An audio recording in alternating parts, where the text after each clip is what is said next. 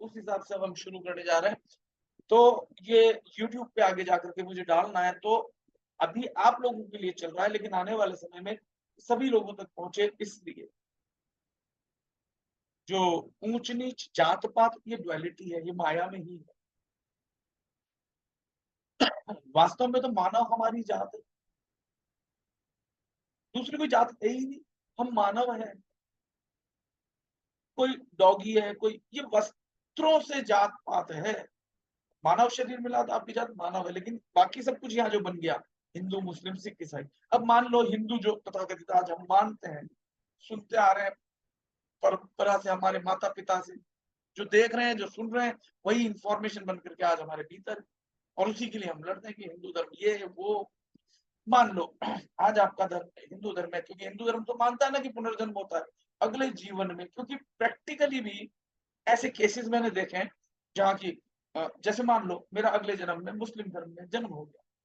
अब चूंकि मुझे मुस्लिम धर्म में वही परंपराएं सिखाई जाएंगी जो मुस्लिम धर्म में, जो एक पर्टिकुलर लोगों ने जो संस्कृति बना रखी है जीने की, वहां वो सिखाई जाएगी, तब मैं हिंदू धर्म के खिलाफ बोल रहा हूँ। आज मैं हिंदू धर्म में हूँ तो हो सकता है मैं मुस्लिम धर्म के खिलाफ बोल रहा हूँ। लेकिन जब आप संत बन जाओगे, मानो कबीर साहब, तो कबीर साहब ने तो, देखो मैं ये चैलेंज या आने वाले समय में तर्क वितर्क के लिए नहीं हूँ। आप अपने लिए स्वतंत्र हो, जो जिसको जैसे मानता है, जिस संस्कृति सभ्यता को जानता है, मैं कहीं तर्क बहस करने के लिए ना तो आगे आने वाला हूँ। आपको लगता है मेरी बात ठीक है तो स्वीकार कर लो, नहीं लगता है तो आप अपने रास्ते और मैं अपने रास्ते। क्योंकि तर्क वितर्क करने के लिए मैं हूँ ही नहीं, ना डिबेट, ना शास्त्रार्थ करने के लिए मैं हूँ ही नहीं, ना कहीं कोई ज्ञानी नहीं।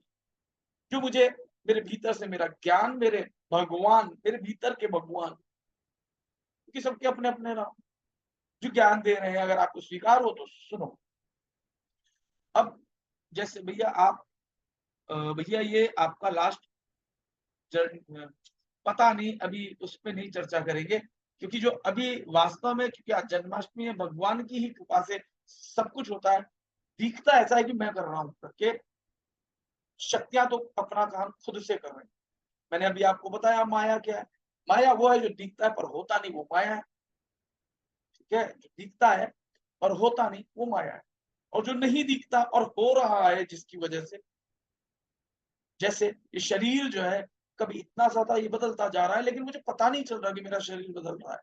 कभी मेरे बाल जवान थे, जब याद करता हूँ 10 साल पहले, हाँ, घने बाल हुआ करते थे, तब याद आता है। नहीं तो याद भी नहीं है। चश्मा नहीं लगता था, साफ दिखता था, अब चश्मा लग गया। ये जो लगातार एक समय जो है, काल, जो लगातार हर चीज को खाए जा रहा है, शरीर को खा रहा है, एक है माया, एक है काल, एक है जीव। जब तक वो माया और काल के साथ कनेक्टेड है, अपने आप को भूला हुआ है, तब तक वो जीव है, आत्मा। कुछ लोगों ने उस जीव को आत्मा कह दिया परंतु आत्मा ही परमात्मा है, अगर आप अपने आप को जाने। ये चार चीजें। तो कहने का तात्पर्य ये है कि अभी हम माया में है, जो है नहीं वो दिख रहा है, वो है नहीं। और जो नहीं दिख रहा और जिसके कारण सब कुछ खत्म हो रहा है, वो काल है। लेकिन जो इससे परे है, जो आत्मा जैसी थी, यानी जब मैं छोटा था, जो मैं भोजन करता था, जो अनुभव करने वाला था, आत्मा, जिसका अनुसरण करके इस शरीर और काल के अनुसार जो अनुभव करता आ रहा है, सुख दुख का एक्सपीरियंसेस का, ह्यूमन एक्सपीरियंसेस का, डर का, क्रोध का, खुशी का, दुख का अनुभव करने वाला, वो जो अनुभव करने वाला जीव है, वो नहीं बदलता, वो आत्मा। जब वो जान जाता है मैं इससे परे हूँ, उस सत्य को जान जाता, तो वो आत्मा यानी परमात्मा हो जाता है। और जब तक नहीं जानता, तब तक वो भटकता रहता है। आज मैं हिंदू के लिए लड़ रहा हूँ, क्योंकि मैंने हिंदू कुल में जन्म लिया, और हिंदू कुल में जन्म लेने की जो हिंदू में रीति-रिवाज, परंपराएँ, संस्कृति बनी हुई है, उसके हिसाब से मैं मुस्लिम की धर्म, संस्कृति, परंपराएँ बनी हुई है, उसके खिलाफ हो जाता हूँ अगर, तो मेरा ज्ञान कहाँ है? अज्ञान ही तो है। हो सकता है कल ये देह त्यागने के बाद मैं मुस्लिम परंपरा में जन्म ले लूँ, तब मैं हिंदू परंपराओं के लिए हो सकता है उसका खंडन कर रहा हूँ। तो सच्चे संत जिनको सच्चा ज्ञान हो जाता है, अब आप देखो, कबीर साहब को पालने वाले जो थे वो मुस्लिम थे। तो मुस्लिम लोगों के लिए उन्होंने ऐसा कह दिया परंपरा के लिए, क्योंकि जब उनको सच्चा ज्ञान हो गया तो उन्होंने कहा है कि कंकर पत्थर जोड़ के मस्जिद लई चिनाए, क्या वो अल्लाह बहरा भया जो बांग दी लगाए चिल्लाने से क्या वो अल्लाह आ जाएगा? और ये चीज अगर मैं कह दूं हो सकता वाद विवाद जो मैं नहीं कह रहा, ऐसा कहीं मैंने पढ़ा है। और ऐसे ही हिंदुओं के लिए भी कह दिया उन्होंने, ऐसा नहीं है हिंदुओं के लिए नहीं कहा है। उन्होंने हिंदुओं का भी खंडन किया। उन्होंने कहा है कि पत्थर पूजने से हरि मिले तो मैं पूजूं पहाड़ को, उससे तो चक्की बलि जो पीस खाए संसार, जिससे अपना पेट तो भरता है।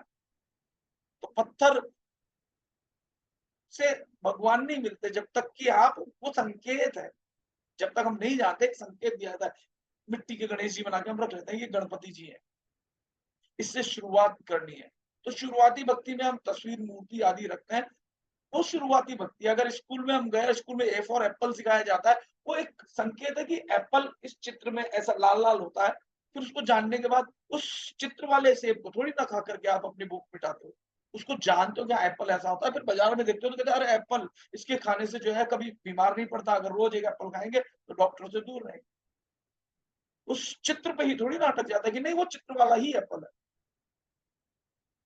उन्होंने समझाया कि हम जो 52 अक्षर बोलते हैं, ये 52 अक्षर संकेत हैं, वास्तव में ये वो है नहीं। सेब कहने से सेब थोड़ी ना आ जाएगा, गुड़ गुड़ कहने से मुंह मीठा नहीं हो जाएगा, धन धन कहने से पैसा नहीं आ जाएगा। ये संकेत है कि धन बस जिससे संपन्नता बढ़ जाए, जिस एक शक्ति होती है जिससे हम कुछ भी खरीद सकते हैं, वो एक शक्ति है, वो धन यानी पैसा यानी लक्ष्मी संकेत दिया है। पर वास्तव में कोई ऐसा थोड़ी ना है कि लक्ष्मी फिर केवल हिंदू की होगी या मुस्लिम की, जिसके पास वो नगद, जिसमें एक शक्ति निहित की गई है, वो नोट लेकर के कोई भी जाए, उसको दूध मिल जाएगा, उसको चीनी मिल जाएगी, चाय मिल जाएगी। वो एक शक्ति है जो शक्ति नहीं दिख रही, पर पदार्थ रूप में हम उसका उपयोग कर रहे हैं। तो ये झगड़े टंटे जो हो रहे हैं, ये धर्म वास्तव में धर्म थोड़ा है। धर्म तो सिखाने के लिए एक संकेत है। हर धर्म अच्छा ही तो सिखाना चाहता है, बुरा थोड़ी ना सिखाना चाहता है। चाहे वो इस्लाम हो, चाहे वो हिंदू हो, चाहे वो क्रिश्चियनिटी हो, चाहे वो कोई और धर्म।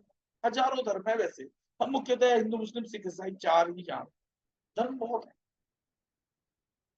और हर धर्म उस एक शक्ति को मानता है, उस शक्ति को जानने के लिए गीता में भी भगवान ने सिखाया है। अब आपकी जितनी चेतना होगी, जितना आपकी समझ होगी, उस हिसाब से आप उसको उतना ही समझ पाओगे। जैसे मान लो मेरे लिए हीरे की क्या कीमत है, तो मैं उसकी क्या कीमत लगाऊं। लेकिन वही हीरे की कीमत जो उसको थोड़ा ज्यादा अच्छे से समझता होगा, वो उसकी और ज्यादा कीमत लगाएगा। जिसके लिए उसकी और कीमत हो, उसकी और कीमत लगाएगा ज्यादा। और जौहरी उसकी बहुत ज्यादा कीमत लगा देगा। मान लो आज मुझे मकान नहीं बनाना है, लेकिन जब मुझे मकान बनाना होता है तो मेरे लिए ईंटों की बड़ी कीमत होती है। नहीं तो रास्ते में ईंट पत्थर पड़े होते तो हम उसकी कीमत समझ के इकट्ठा थोड़ी ना कर रहे होते हैं। लेकिन जब जरूरत होती है तब हम उसकी कीमत देकर के ट्रक के 10,000 20,000 रुपए का एक ट्रक मंगाते हैं पत्थर ईंट का, उसको हम पैसा देकर के भी खरीद रहे हो। जब किसी चीज की कीमत होती है तब आप समझते हो, जब तक कीमत नहीं है वो रोड पे पड़ी हुई एक वस्तु मात्र है। ठीक इसी प्रकार से जो गीता का ज्ञान है, जैसे जैसे चेतना उठेगी आपको उसकी कीमत पता चलने लगेगी, भीतर से चलेगी, बाहर से बोलने वाली चीजों से नहीं। बाहर तो संकेत मात्र है। कुछ लोग मुझसे सहमत भी हो सकते हैं, कुछ लोग असहमत भी हो सकते हैं, लेकिन उससे कोई फर्क नहीं पड़ता। सहमत होते हो अच्छी बात है, नहीं होते वो भी अच्छी बात है। क्यों? क्योंकि आपको भीतर से ही जानना है कि जो भी कहा जा रहा है क्या वो ठीक है। उसको आपको अपनी ही कसौटी पे तोलना होगा। आपके भीतर एक कसौटी पत्थर है गुरु के समान। जैसे जैसे आप साधना करोगे वो जागृत हो जाएगा, और जैसे जैसे जागृत हो जाएगा आप सच्चाई को जानने लग जाओगे। फिर सच तो सच ही होगा। फिर ऐसा नहीं होगा कि संसार में लिखा हुआ 6 मुझे यहाँ से 6 दिख रहा है और वहां से किसी को 9, दोनों अपनी अपनी जगह सही है संसार के रूप में, क्योंकि डुअलिटी है। और दोनों ही सही है अपनी अपनी जगह। और उसी को अगर मैं 8 बना दूं तो हो सकता है आमने सामने वालों को तो वो 8 दिख रहा हो, लेकिन अगर कोई दाएं बाएं बैठ गया, दृष्टिकोण अलग अलग कोण है ना, कोई 60 डिग्री से देख रहा है, कोई 90 डिग्री से देख रहा है, कोई 90 डिग्री से देख रहा है, कोई 30 डिग्री से देख रहा है। दृष्टिकोण अलग अलग होने की वजह से वो अलग अलग दिखाई देता है।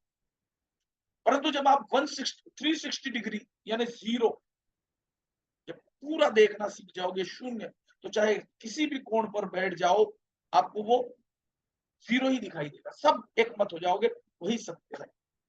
इसीलिए शायद किसी ने शून्य को सत्य कह दिया कि शून्य से ही सब कुछ उठ जाए, शून्य में ही सब कुछ विलीन हो जाना है, वही सत्य है, वही शिव है। और वही शून्य, शून्य, शून्य को किसी ने शून्य कह दिया, और किसी ने शायद इस्लाम धर्म में सुन्नत शब्द उसी से निकला हो, ये सुन्नत है जिसको पुण्य कहते हैं, हमारे यहाँ पुण्य कहते हैं, वो कहते हैं सुन्नत है। जो मोहम्मद हजरत मुस्तफा सल्लल्लाहु अलैहि वसल्लम साहिब ने जो भी किया करा, वो सुन्नत है यानी पुण्य है, वो हमको करना चाहिए, हम मुसलमान। तो सच्चाई तो जो है हिंदू मुस्लिम सिख ईसाई बोल देने से ही सच्चाई नहीं है, सच्चाई तो भीतर है। बाहर बने हम हिंदू मुस्लिम सिख ईसाई, हमारी जाति जो है वो तो मानव है, मानव हमारी जात। ठीक है, समझ में आई, समझ में आ रही है क्या सभी लोगों को? और जो लोग अभी भी बहुत अंदर से रिजिड होंगे, रिजिड यानी कट्टर जिसको कहते हैं ना कि नहीं जो मैं समझ रहा हूं वही सत्य है, तो कुछ नहीं कहा, उसके लिए मैं आपको दबाव भी नहीं डालूंगा। You have the power to choose, आपको क्या करना है, ये आपका जन्म सिद्ध अधिकार है, आप स्वीकार करो। हाँ, अगर आपको लगता है कि हाँ कि भैया के भीतर से कोई तो है जो बोल रहा है, वो एक चेतना या एक शक्ति जिसको देखा नहीं जा सकता लेकिन जिसको अनुभव किया जा सकता है, तो आप मेरी बात को जान भी जाओगे, मान भी जाओगे और स्वीकार भी करोगे। तो अब हम गीता के जो है हमारा बी पार्ट जो है 12वां अध्याय, उस पर चलते हैं।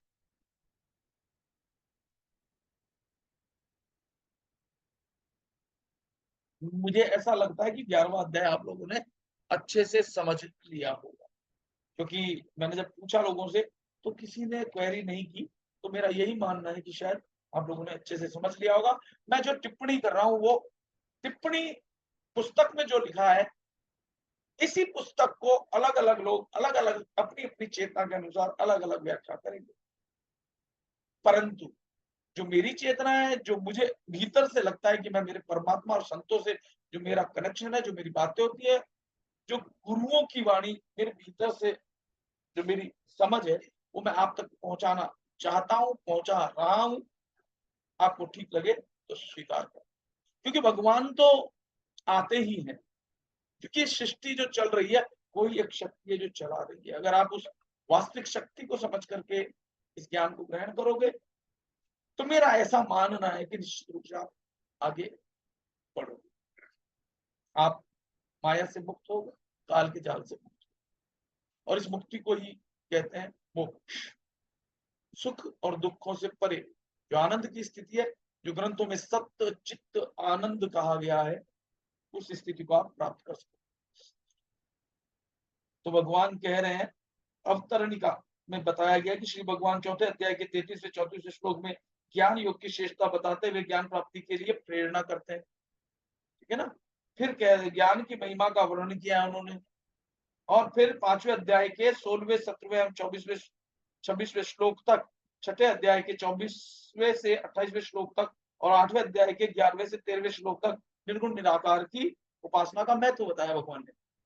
ये चीज समझ में आ गई कि निर्गुण निराकार का महत्व बताया हुआ भगवान। ठीक है, छठे अध्याय के 47वें श्लोक में साधक भक्त की महिमा बताई है। ठीक है, भक्त की भी, भगवान के साथ साधक भक्त की भी महिमा बताई गई। और 7वें अध्याय के 11वें अध्याय तक जगह जगह अहम माम आदि पदों द्वारा विशेष रूप से सगुण साकार एवं सगुण निराकार की उपासना का महत्व बताया, तथा अंत के 11वें अध्याय के 54वें 55वें श्लोक में अनन्य भक्ति की महिमा एवं फल सहित उसके स्वरूप का वर्णन किया। अब उपर्युक्त वर्णन से अर्जुन के मन में जिज्ञासा उत्पन्न हुई कि सगुण भगवान की उपासना करने वाले और निर्गुण ब्रह्म की उपासना करने वाले दोनों में कौन से उपासक श्रेष्ठ हैं। इसी जिज्ञासा को लेकर अर्जुन प्रश्न कर। अब देखो, जब हम इस अध्याय को पढ़ेंगे, मैं पहले ही अपने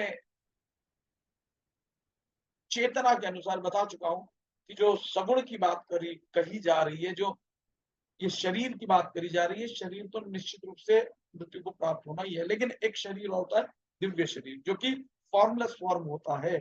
इस शरीर के छूट जाने के बाद भी जो व्यक्ति उस दिव्यता को, उस दिव्य चक्षु को, उस दिव्य शरीर को, जिसको विदेह भी कहा जाता है, वो फॉर्मलेस फॉर्म के बाद, क्योंकि आत्मा मरती नहीं, वो आत्मस्थ हो जाता है। वो इस जो ये मेरा शरीर दिख रहा है, इस शरीर के होते हुए भीतर एक निर्गुण शरीर है। इस शरीर के होते हुए भी वो उस शरीर को प्राप्त कर लेता है, जिसको विदेह कहा जाता है। वो सगुण भक्ति, लोग बाग उसको सगुण भक्ति समझते हैं। ठीक है? तो वही अब हम आगे चर्चा कर रहे हैं। अर्जुनवाच एवं सतत युक्ता ये भक्ता संप्रपास्ते ये चाप्यक्षरम व्यक्तम तेषाम के योग वित्तमा। अर्जुन पूछते हैं कि जो भक्त इस प्रकार 11वें अध्याय के 55वें श्लोक के अनुसार निरंतर आप में लगे रहकर आप सगुण साकार की उपासना करते हैं, और जो अविनाशी निर्गुण निराकार की ही उपासना करते हैं, उन दोनों में उत्तम योग्यता कौन है? श्रेष्ठता पूछने की कोशिश की है, लेकिन भगवान ने यहाँ श्रेष्ठता नहीं बताई है, कौन श्रेष्ठ है। वो तो ये कहेंगे कि कठिन कौन सी है और आसान कौन सी है, वो हम आगे के श्लोक में चल रहे हैं। पूछ रहे हैं कि दोनों में श्रेष्ठ कौन सा है, कि मैं किसकी करूं। तो भगवान कहते हैं, श्री भगवान हुआ मैया वेश्य मनो ये माम नित्य युक्ता उपासते श्रद्धया परियोपितास्ते ये युक्त मामता। भगवान कहते हैं, मुझ में मन को लगाकर नित्य निरंतर मुझ में लगे हुए भक्त, जो भक्त परम श्रद्धा से युक्त होकर मेरी यानी सगुण साकार की उपासना करते हैं, वे मेरे मत में सर्वश्रेष्ठ योगी हैं। मेरे मत में, किसके? भगवान के मत। भगवान कौन से? जो एक अंश से उत्पन्न हुआ है। पिछले अध्याय में भगवान ने बताया, अगर आपको याद हो तो साधक संजीवनी में भगवान ने बताया कि उस परमात्मा के अंश से, फिर मैं रिपीट कर देना चाहूंगा इसको, साधक संजीवनी आप उठा लेना, और 11वें अध्याय का शुरुआत करने से पहले जो टिप्पणी दी हुई है, उसमें 10वें अध्याय के अंत में भगवान ने अर्जुन पर विशेष कृपा करके कहा कि संपूर्ण जगत अर्थात अनंत सृष्टियां मेरे किसी एक अंश में है, और मैं तेरा सारथी बना हुआ तेरे घोड़े की लगाम और चाबुक लेकर के बैठा हूं। यानी एक अंश के रूप में भगवान ने यहाँ अवतार रूप में प्रकट हुए हैं, तथा तेरी आज्ञा का पालन कर रहा हूं। जब सब विभूतियों और योग प्रभाव का महान आधार मैं तेरे सामने बैठा हूं, तब मुझे अलग अलग विभूतियों को जानने की क्या आवश्यकता है।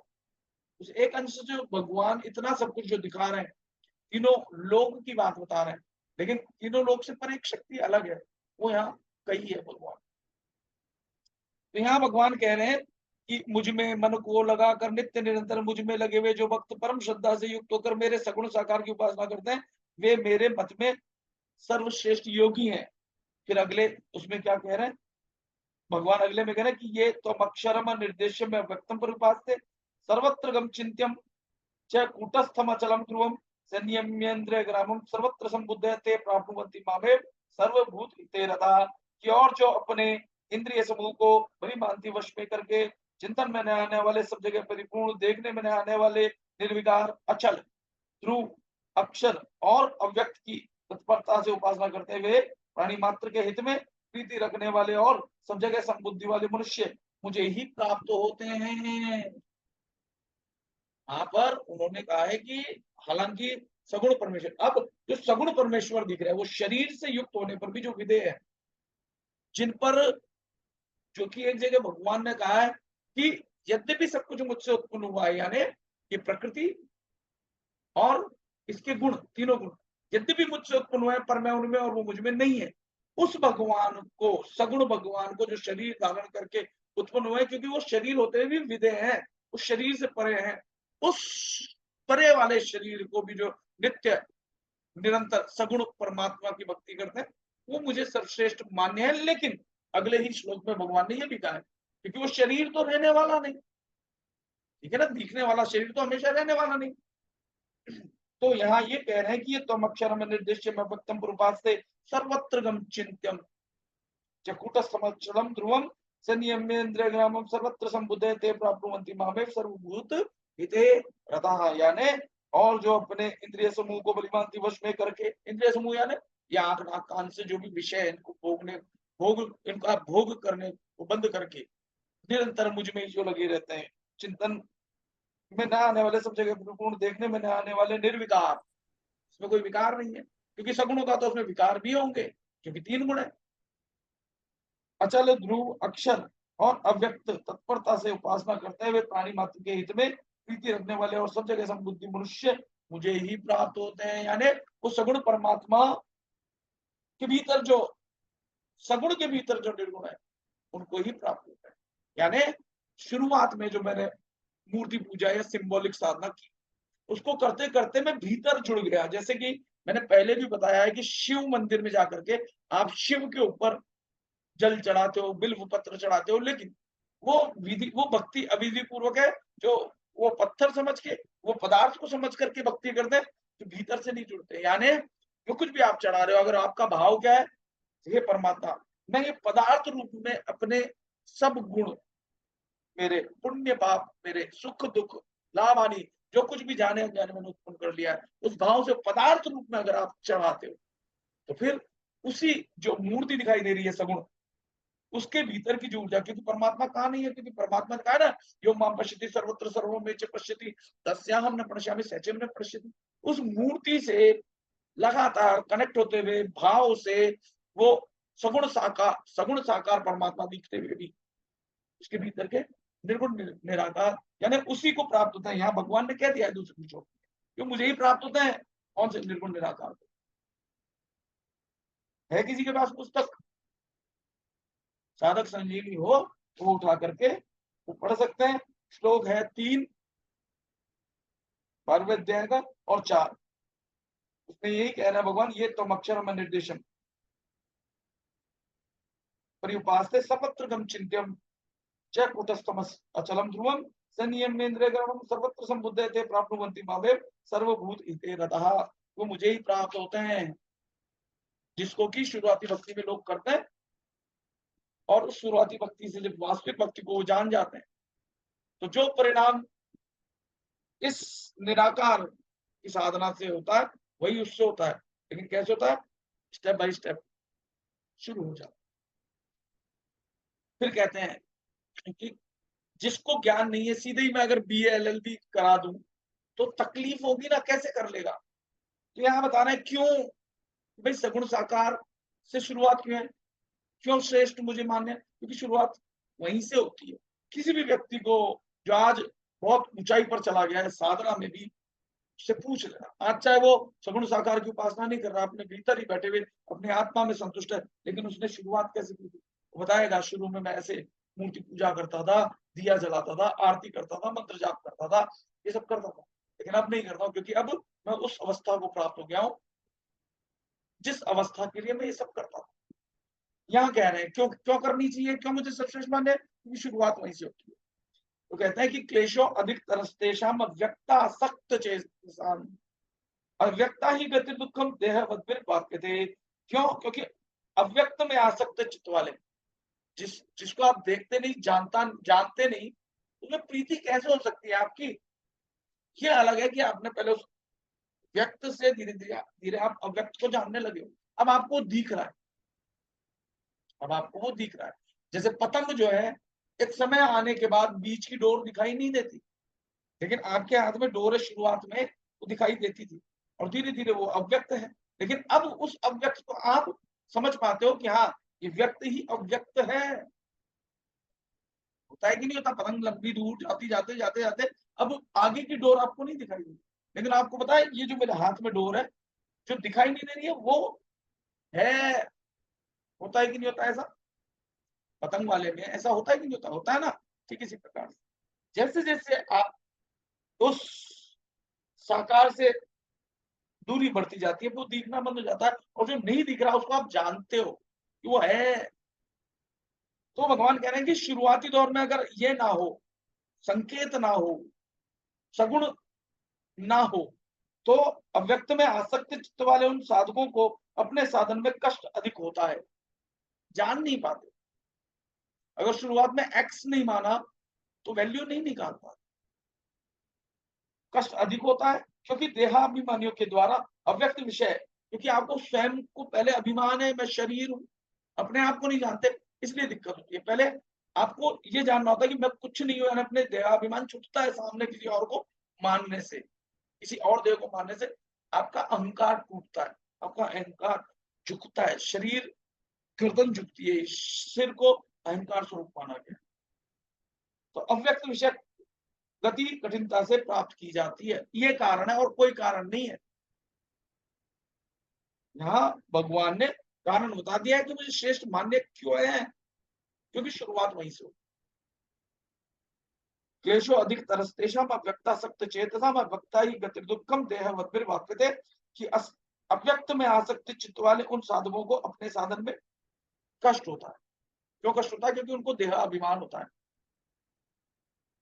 वो अव्यक्त की कर नहीं पाते, शरीर बीच में आता, माया बीच में आती है, काल बीच में आता है, अधिक कष्ट होता है क्योंकि देहाभिमानियों के द्वारा अव्यक्त विषय की गति कठिनता से प्राप्त की जाती है।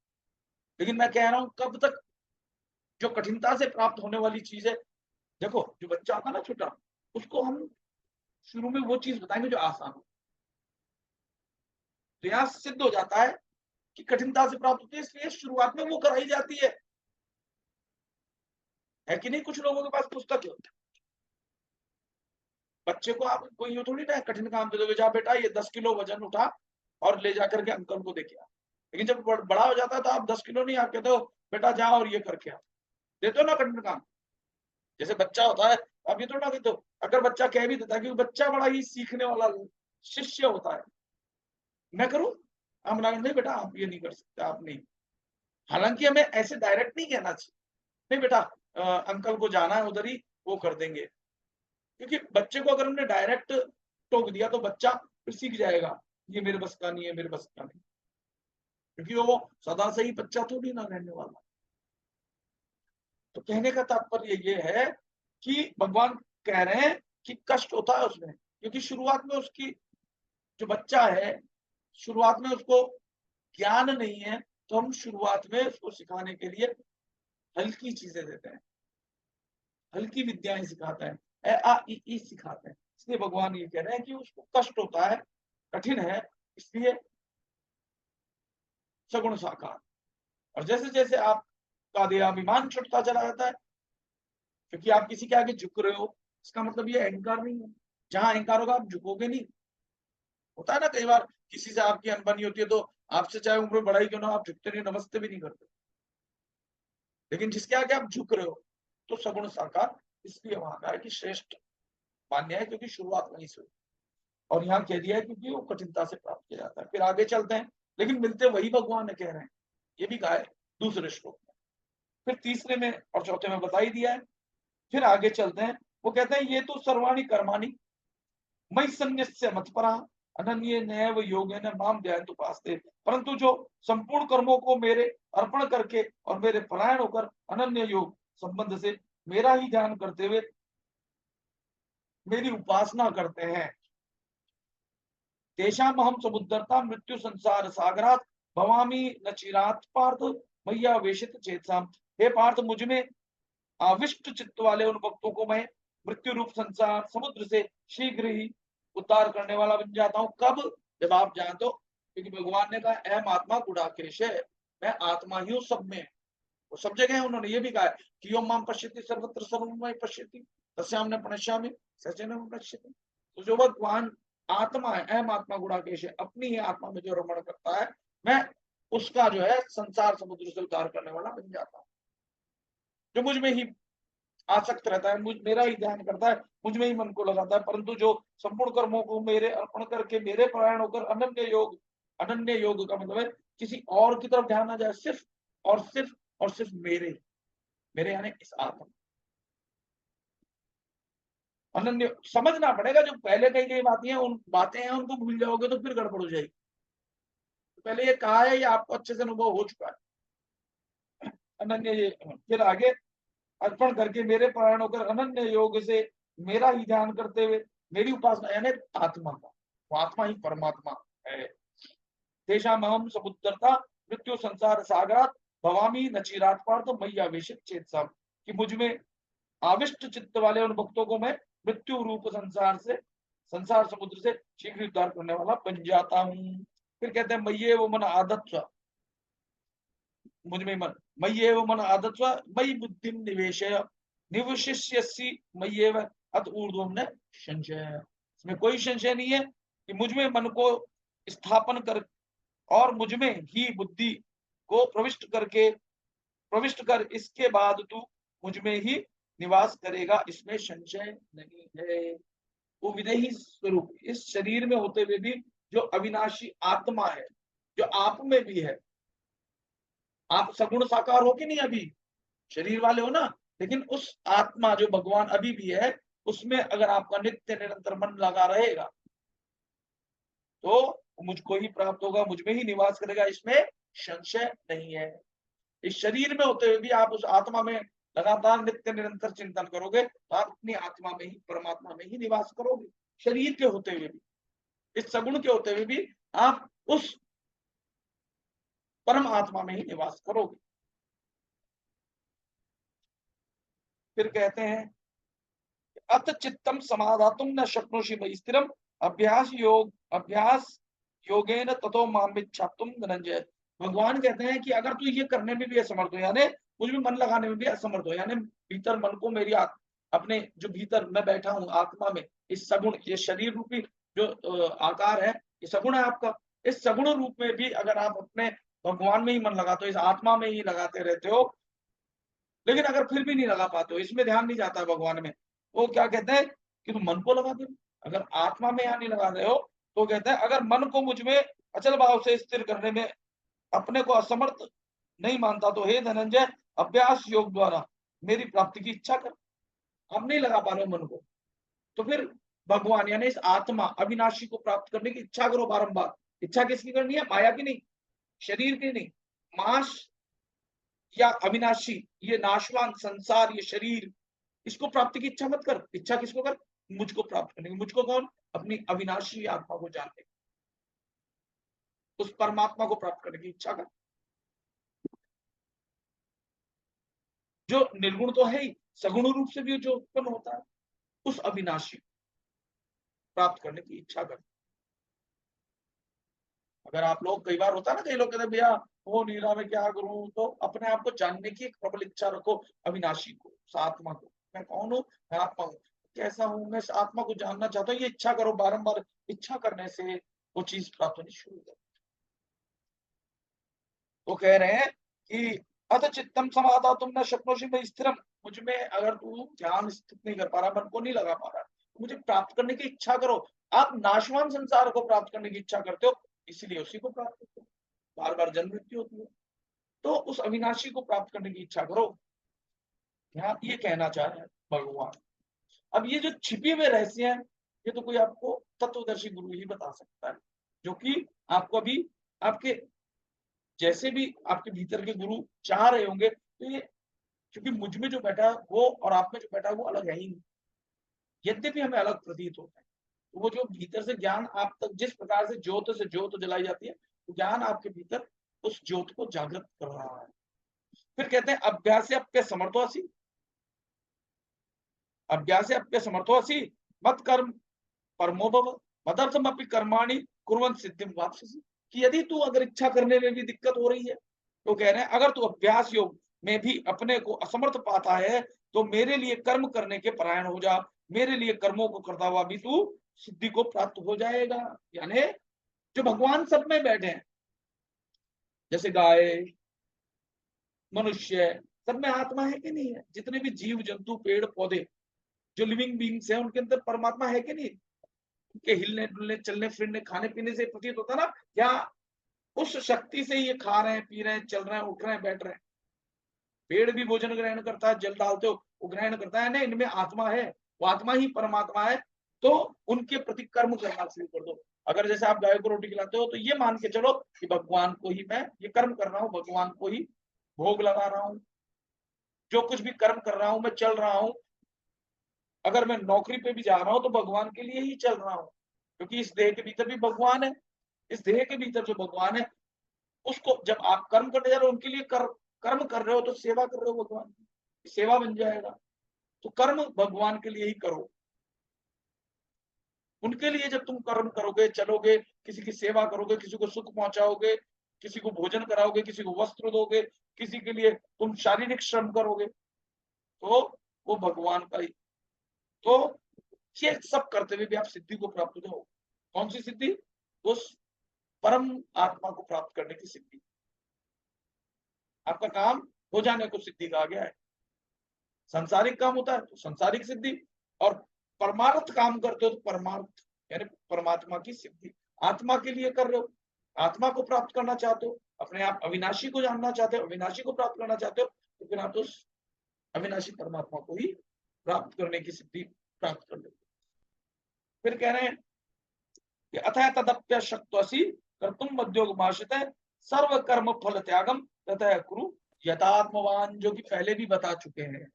अब आप सगुण साकार रूप में देख रहे हो भगवान को, सभी मनुष्यों में भगवान को देख रहे हो। पहले निर्गुण की बात कर रहे थे कि भीतर आत्मा में ध्यान लगा, भीतर। अब जितने भी लोग हैं उनमें भगवान को देख रहे हो आप सब, और अपने में भी देख रहे हो। इस शरीर रूपी इस यंत्र में, सब में भगवान को देख करके आप सेवा कर रहे हो। आप उन जो सब में सगुण रूप में जो भगवान अंदर बैठे हैं उनको प्राप्त करने की जो इच्छा कर रहे हो, उनके लिए जो कर्म कर रहे हो, उससे भी आप उन परमात्मा को, उस अविनाशी को देख रहे हो। सब नाशवान में उस भगवान को देख करके, जो भगवान के लिए सब सगुण, सगुण से मतलब सभी लोग बंधे हुए हैं ना सतोगुण रजोगुण तमोगुण से। इस सगुण रूप में भी उस परमात्मा को अगर आप देख पा रहे हो, उसकी भक्ति कर पा रहे हो, उनकी सेवा कर पा रहे हो, आपका भाव उसी परमात्मा में है, तो आप उसी परमात्मा को प्राप्त होगे। लेकिन शुरुआती तौर पे ऐसे करना होगा, तब जाकर के आप निर्गुण निराकार को भी समझ पाओगे। उन्हीं सगुण में एक निर्गुण निराकार है, उसको आप जान पाओगे। तो संपूर्ण कर्म के, हाँ, तो कह रहे हैं अगर मेरे योग समता के आश्रित हुआ तू इस पूर्व श्लोक में कहे साधन को भी करने में अपने को असमर्थ पाता है, तो मन इंद्रियों को वश में करके संपूर्ण कर्मों को फल की इच्छा का त्याग कर, जो कि शुरुआत में भगवान कहते हैं कि सभी कर्मों के फल का त्याग कर, संपूर्ण कर्म के फलों का त्याग कर, फलों का त्याग कर। तो त्याग से ही तत्काल परम शांति की प्राप्ति होती है। ये अब यहाँ आ रहा है, श्रेयो ही ज्ञान अभ्यासाच ज्ञानात् ध्यान विशिष्यते ध्यानात् कर्म फल त्यागात् त्यागात् शांति अनंतरम। ये परम श्लोक है जिसको कि मैं हमेशा कहता रहता हूँ। श्रेयो ही ज्ञान अभ्यासाच अभ्यासात् ध्यान विशिष्यते ध्यानात् कर्म फल त्यागात् त्यागात् शांति अनंतरम। अगर आप कुछ नहीं कर पाते हो, ध्यान नहीं लगा पाते हो, सगुण निर्गुण आदि इन सब में सेवा भी नहीं कर पाते हो, कुछ भी नहीं कर पाते हो, तो फिर त्याग यानी त्याग ही यज्ञ है। स्वाहा, सब कुछ खत्म हो जाता है, आपके कर्म ये वो सब समाप्त हो जाते हैं।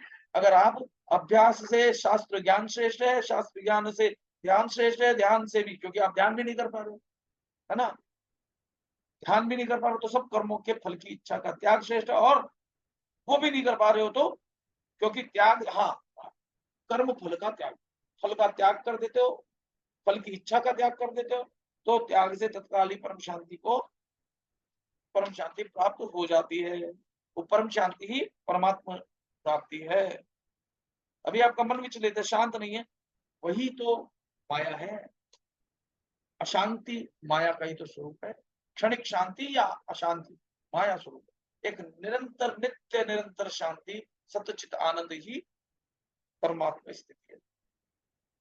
फिर कह रहे हैं कि कैसे होगा कि अद्वेष्टा सर्वभूतानां मैत्र करुण एवच निर्ममो निरंकार सम दुख सुख क्षमी संतुष्ट है सततम योगी यथात्मा दृढ़ निश्चय मय्यर्पित मनोबुद्धि यो मद्भक्त समे प्रिय। भगवान कहते हैं कि मुझे कौन सा भक्त प्रिय है? भगवान कहते हैं सब प्राणियों में द्वेष भाव से रहित और मित्र भाव वाला तथा दयालु भी और ममता रहित। ममता से मतलब हम, हमारी ममता रहती है बेटे में, बेटी में, जड़ में, इसमें उसमें, ममता रहित, किसी में ममता ना हो, आसक्ति वाली ममता की बात है, प्रेम वाली नहीं, अनकंडीशनल प्रेम नहीं, ममता, ममता रहित हो, अहंकार रहित हो, मैं ये हूं, मैं वो, ये अहंकार, सुख दुख प्राप्ति में सम, क्षमाशील हो, सबको क्षमा कर दे, निरंतर संतुष्ट योगी, शरीर को वश में किए हुए। फिर वही बात आ गई ना, शरीर को जहां वश में कर लिया तो वहां परमात्मा अपने आप ही माया को वश में कर लिया। शरीर यानी माया, शरीर को वश में किए दृढ़ निश्चय वाला मुझ में यानी आत्मा में, शरीर के भीतर जो बैठा है, मई अर्पित मन बुद्धि, जो मेरा भक्त है वह मुझे प्रिय है, जो निरंतर आत्मस्थ रहता है वो मुझे प्रिय है, क्योंकि भगवान ने कहा है अहम आत्मा गुणाकेश, क्योंकि अविनाशी को प्राप्त करना है तो आत्मा पर ही आपको फोकस करना है, वो भगवान के आत्म स्वरूप पे ही फोकस करना है आपको। क्योंकि अगर नाशवान संसार या नाशवान वस्तुओं पे ध्यान गया तो फिर आप भगवान को नहीं प्राप्त करके माया और काल को प्राप्त होते हो। इतना सा आपको भेद समझना है।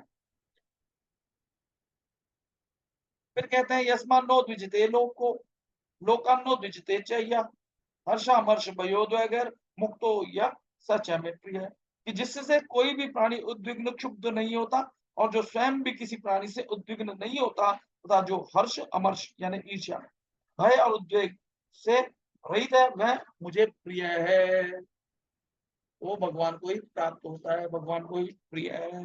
कौन से? अविनाशी, अनपेक्ष है, अपेक्षा ही दुख का कारण है। वो कह रहे हैं अनपेक्ष शुचिर दक्ष उदासीनो गतव्यत स्वारंभ परित्यागी जो मदभक्त समय प्रिय है, कि जो अपेक्षा से रहित है। हम दुखी होते हैं, अपेक्षा रखते हैं, मेरा भाई मेरे लिए ऐसा करना चाहिए, मम्मी को ऐसा करना चाहिए, पापा को, ये मेरे पापा है तो ऐसा करना चाहिए, उसको ऐसा करना चाहिए, ये अपेक्षा रखने से। तो जो अपेक्षा से रहित है, बाहर भीतर से पवित्र है। अपवित्र का मतलब होता है कि जैसे मान लो भोजन करने योग्य है तो वो शुद्ध है, पवित्र है, और न करने योग्य चीज मिल जाए, बाल मक्खी, तो अपवित्र हो गया। ऐसे ही हमारा जो मूल स्वभाव है वो है आनंद, और आनंद में हमने सुख दुख मिला दिया तो अपवित्र है। तो बाहर भीतर से पवित्र, चतुर, उदासीन, चतुर हो, दक्ष हो, चतुर का मतलब दक्ष, हर कार्य को करने में उसका अभ्यास हो, जो उसका करने योग्य कार्य उसमें, जैसे मान लो टीचर है तो उसको क्या करना है, दक्ष होना है, हमेशा पढ़ाते रहेंगे, उसका अभ्यास करते रहेंगे तो दक्ष हो जाएंगे, चतुर हो जाएंगे। उदासीन, संसार के प्रति उदासीन हो जाएंगे, कुछ मिला तो ठीक, नहीं मिला तो उदासीन, संसार के प्रति आसक्ति नहीं है, वो उदासीन। गतव्यत है, व्यथा से रहित, कोई भी स्थिति आ जाए उससे व्यथित ना हो। सभी आरंभों का अर्थात नए नए कर्मों का आरंभ सर्वथा त्यागी है उसका। जैसे नए नए कर्मों का मतलब क्या है, आज देखा शेयर मार्केट अच्छा चल रहा है, शेयर मार्केट का जबकि आपका स्वभाव है ही नहीं। आज देखा कि अच्छा एक्सपोर्ट का काम अच्छा, चलो एक्सपोर्ट में घुस जाओ, अब इसमें घुस जाओ। नए नए कर्म जो जिसमें लाभ दिखे, यानी जिसमें आसक्ति से, पैसों से या किसी और चीज से आसक्ति होकर के नए नए कर्म जो उत्पन्न करता है वो ना हो। नए नए कर्मों का आरंभ का सर्वथा त्यागी है, वह मेरा भक्त मुझे प्रिय है। जो आपका स्वभाव से, जो आपका स्वभाव है, जो आप काम करके, जो आपकी हॉबी है, जिसको आप खुशी खुशी 24 घंटे कर सकते हो। किसी को शौक होता है क्रिकेट खेलने का तो वो उसका स्वाभाविक कर्म है। किसी को किसी और का, जैसे किसी को फोटोग्राफी का शौक है, उसका स्वाभाविक कर्म है। अब उस प्रोफेशन में जाएगा तो निश्चित रूप से उसमें सफल होगा, स्वाभाविक। नए नए कर्म नहीं करना, आज पैसे के लिए फोटोग्राफी सीख ली, नहीं नहीं काम में मजा नहीं आ रहा, वो सीख लिया। नए नए कर्मों से तो बंदे, जो उसका स्वाभाविक कर्म है, जो उसके सामने अपने आप उत्पन्न हो रहा है, जो उसका कर्म है उसमें उत्पन्न हो रहा है, फिर उसमें रोए धोए नहीं कि यार इसमें पैसा कमा इसलिए छोड़ दो। फिर कहते हैं न हृष्यति, न द्वेष्टि, न शोचति, न कांक्षति, शुभ परित्यागी भक्ति मान्य सैम प्रिय है, जो कभी न तो हर्षित होता है, कुछ अच्छा हो जाए तो हर्षित होता है, न ही द्वेष करता है, कोई अप्रिय चीज आ गई तो उससे भी द्वेष करने लग जाए, न शोक करता है, न ही कामना करता है। जो नहीं चाहिए वो मिल जाए तो उससे शोक नहीं करता, और जो चाहता वो ना मिले तो उससे भी एक सेकंड।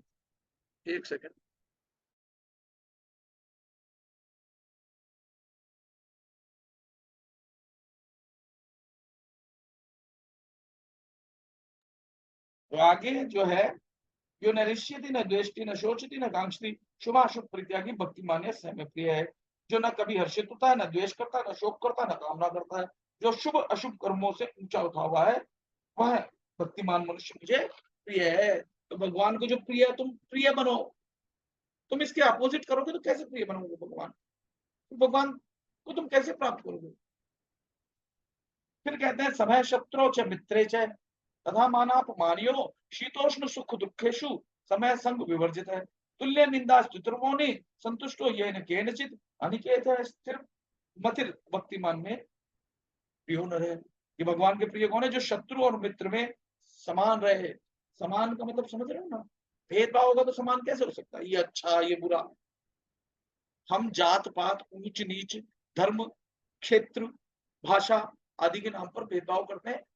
वो भेदभाव में फिर समता नहीं है। यहाँ समता की ही बात है। शत्रु और मित्र में तथा मान और अपमान में सम है। जो शीत उष्ण शरीर की अनुकूलता प्रतिकूलता तथा सुख और दुख मन की बुद्धि की अनुकूलता प्रतिकूलता में सम है एवं आसक्ति रहित है। जो निंदा और स्तुति में भी सम है। समान समझने वाला मननशील जिस किसी प्रकार से भी शरीर का निर्वाह होने में या न होने में भी संतुष्ट यानी सम है। रहने के स्थान तथा शरीर में ममता आसक्ति से रहित है।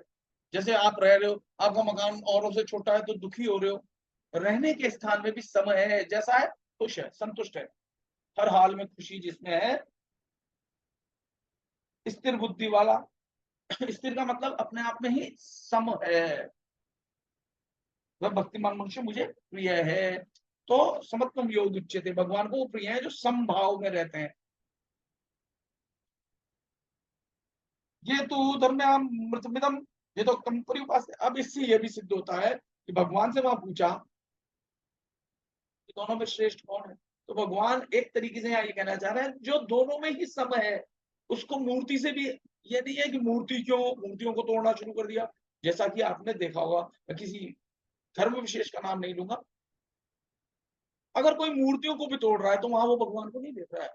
उस निर्गुण निर्गुण को नहीं देख रहा है। उस सगुण मूर्ति में भी निर्गुण तो बैठा है। क्योंकि एटम को भी अगर आप देखो तो उसमें भी वो शून्य विद्यमान है।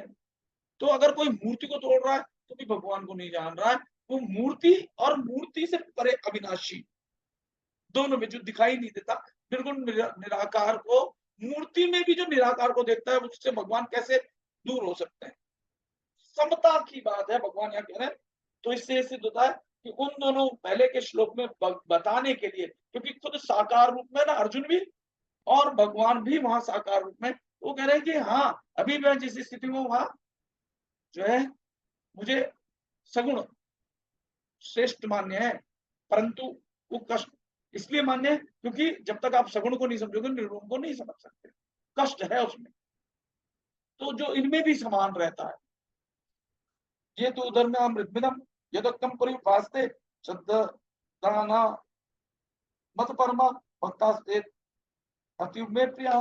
कि भगवान कहते परंतु जो मुझ में श्रद्धा रखने वाले मेरे परायण हुए भक्त इस धर्म में अमृतमय जैसा कहा है वैसा ही भ्रीभांति सेवन करते हैं, वे मुझ में अत्यंत प्रिय है। यानी संभाव, शॉर्टकट में संभाव, शत्रु मित्र में, मान अपमान में, तुल्य निंदा और स्तुति में, शीत यानी ठंड और गर्मी में, भोजन मिल मतलब शरीर निर्वाह होने में या नहीं होने में, रहने के स्थान में, हर प्रकार से जो सम है वो मुझे प्रिय है। यहाँ ये कहना चाह रहे हैं सगुण और निर्गुण में भी, जो नहीं कहा जो बताना चाहते हैं उसमें भी जो सम है, जो भीतर से सम है वो मुझे प्रिय है।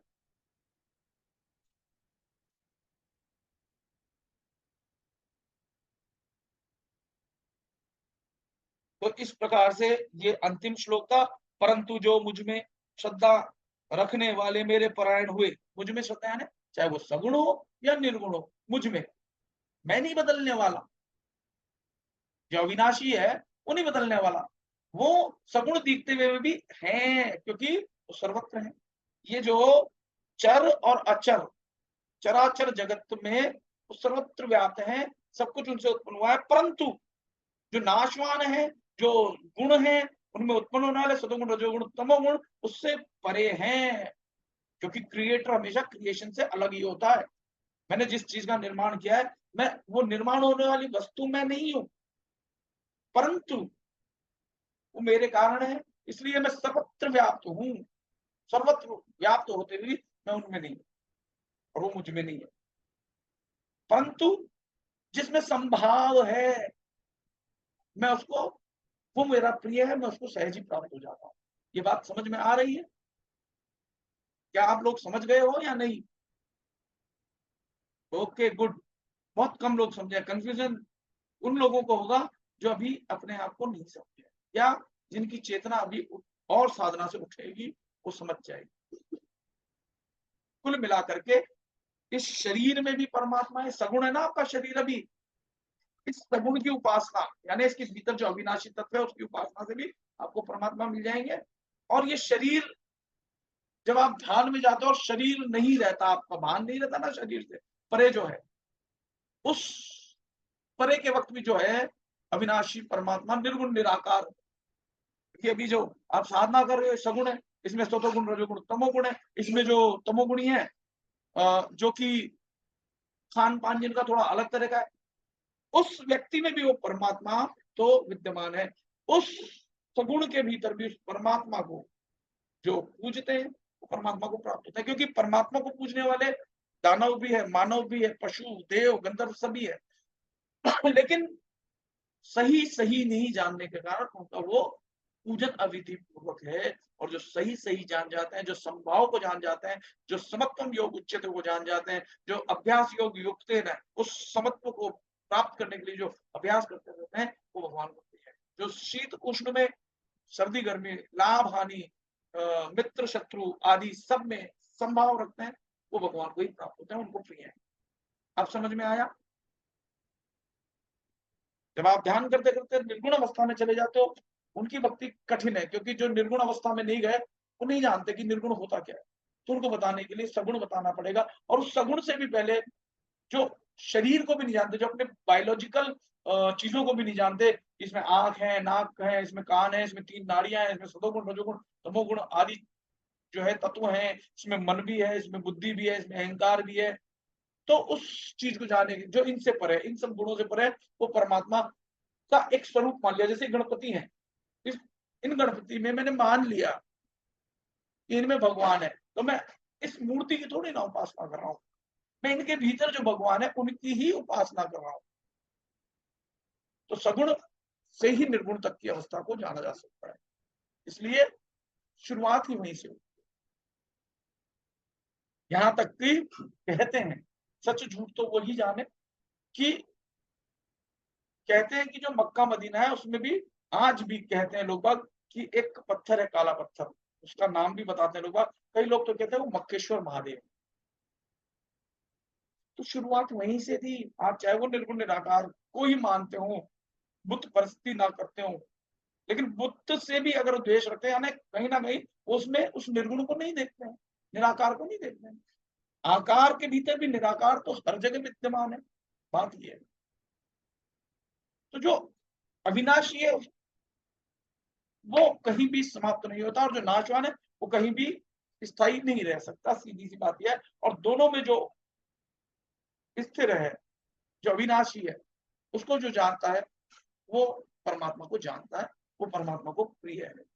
जिसमें ज्ञान उत्पन्न हो गया है अभ्यास से, परमात्मा में नित्य निरंतर जो लगा रहता है, अगर वो नहीं लगा रह पाता उन आत्मा स्वरूप में, तो उनको प्राप्त करने के लिए जो हमेशा खोजता रहता है, उनमें भीतर ही भीतर बैठा रहता है और उनके लिए ही कर्म करता है। अगर उनको नहीं जान पा रहा तो उनके लिए जो कर्म करता है वो उन्हीं में को समर्पित कर देता है, सब कर्म उनको समर्पित कर देता है, वो सेवा बन जाता है। उनकी प्राप्त करने की इच्छा करता है, वो भी नहीं कर पाता, भूल जाता है बार बार। तो जितने भी काम वो कर रहा है उसमें परमात्मा के लिए कर रहा हूं ऐसा भाव ला करके परमात्मा कर्म करता है, तो भगवान को प्रिय हो जाता है। और वो भी नहीं कर पाता, अगर कर्म भी नहीं कर पाता, तो जो कुछ भी मिले उसका त्यागी जब बन जाता है ना, हर चीज का फल का त्याग।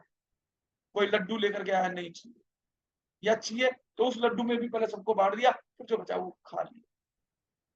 त्यागी, कर्म फल का त्याग।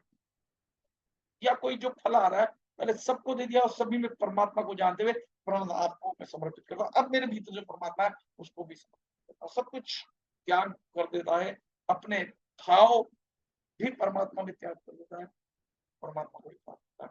तो ये इस पाठ का मतलब है। ओम तत्सत इति श्रीमद् भगवद गीता सूक्तिषु ब्रह्म विद्यायाम योग शास्त्रे श्री कृष्णार्जुन संवादे भक्ति, इसको कहते हैं भक्ति योग। तो भक्ति में सगुण और निर्गुण दोनों ही, अगर आप भक्त हो, भक्त मतलब त्याग कर सकते हो अपना, जो कर्म कर रहे हो सरेंडर, हर हाल में अपने आप को समर्पित कर देना, यानी अपना अहंकार मिटा देना हर भाव में, यानी भगवान की जो कुछ भी हो रहा है उसमें संतुष्ट रहना। कोई मित्र आ गया उसमें भी भगवान को देखा, कोई शत्रु आ गया उसमें भी भगवान की ही लीला समझी। हर हाल में खुश जो रहता है, शीत में उष्ण में, सुख में दुख में, रहने के स्थान में भी, जो जैसा स्थान है उसमें संतुष्ट रहता है, मान अपमान में भी जो संतुष्ट रहता है वो भगवान को प्रिय होता है। और जो भगवान को प्रिय होता है भगवान उसको स्वतः ही प्रत्यक्ष हो जाते हैं, उनको रियलाइजेशन हो जाता है। इस श्रेणी में, सरेंडर वाली श्रेणी में, जैसे चैतन्य महाप्रभु आते हैं, जैसे मीराबाई, ये भक्ति योग कहलाता है। ठीक है, तो ये सब को समझ में आ गया होगा मेरे हिसाब से, किसी को कुछ नहीं पूछना होगा। चलिए, बहुत अच्छा। अब हम थोड़ी सी देर साधना कर लेते हैं, क्योंकि साधना से हमारी चेतना उठेगी, और चेतना उठेगी तो हम जो रोज अभ्यास कर रहे हैं उसको दृढ़ता से धारण कर पाएंगे। जब धारण होगा तो हम धीरे धीरे जो धारण किया है उससे, धारण का मतलब होगा सबकॉन्शियस में फीड हो जाएगा, फिर वो स्वतः ही आपकी सहज प्रक्रिया बन जाएगी। बार बार ध्यान करना नहीं पड़ेगा, आप ध्यानस्थ रहोगे, और एक दिन आएगा आप 8 पहर, 8 ही पहर होते हैं दिन में 24 घंटे, 8 पहर भगवान की भक्ति में होगे, चाहे आप खुली आंखों से भी भीतर ही आपके वो नाद से कनेक्टेड हो, वो स्थिति बन जाएगी। फिर स्पेशल बैठ करके आपको साधना नहीं करनी, आप हमेशा ही ध्यानस्थ रहोगे। चलो, यहाँ तक तो ये रिकॉर्डिंग कर ली हमने, तो इसको मैं रोक रहा हूँ।